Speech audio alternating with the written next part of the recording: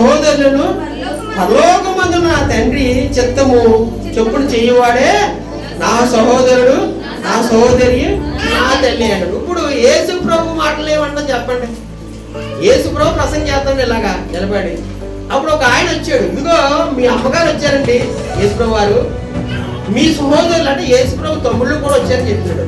ఆయన ఏమన్నా, నా సొంత వాళ్ళు వచ్చారా, అయితేనండి మీరు పక్కన కూర్చోబెట్టండి, ఇటు సీట్ ఏంటి అటు సీట్ ఏంటి ఏం చెప్పలేదు.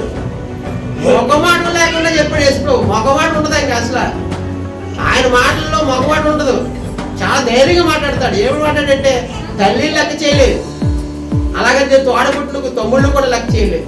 ఏమి లెక్క చేసి ఎవరు లెక్క చేయదు తెలుసా?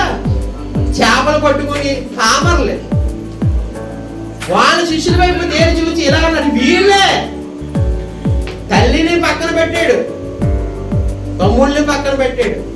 ఎవరు గొప్ప చేశాడు తెలుసా?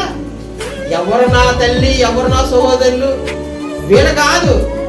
నా తల్లి అయినా నా సహోదరు దేవుడి చిత్త ప్రకారం, తండ్రి చిత్త ప్రకారం చేయవారు వీళ్ళే అని చెప్పి. మరి ఇప్పుడు యేసు ప్రభువు ఏమందాం? తల్లిని పట్టించుకోలేదు, తమ్ముడిని పట్టించుకోలేదు అని ఆయన ఏమన్నా అందామా? ఎప్పుడు సరిపోడండి ఆ మాట అంటే. నిజం, ఇది నిజం, పచ్చి నిజం.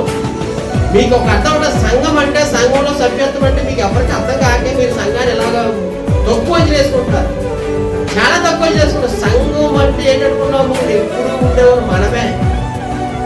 మీతో పాటు మీ కుటుంబ సభ్యులు రారు. సంఘంలో ఉన్నవాళ్ళు సంఘంలో ఎప్పుడు ఉండేవారు మీరు మన అందరం ఉంటాం, ఇక్కడే ఉంటాం, అక్కడ ఉంటాం.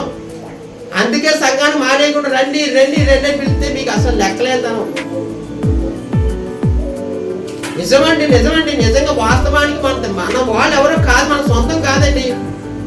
యేసు ప్రభు మాటల్లో మన సొంతం ఎవరంటే ఎవరైతే తండ్రి చిత్తాన్ని నెరవేరుతారో వారు మాత్రమే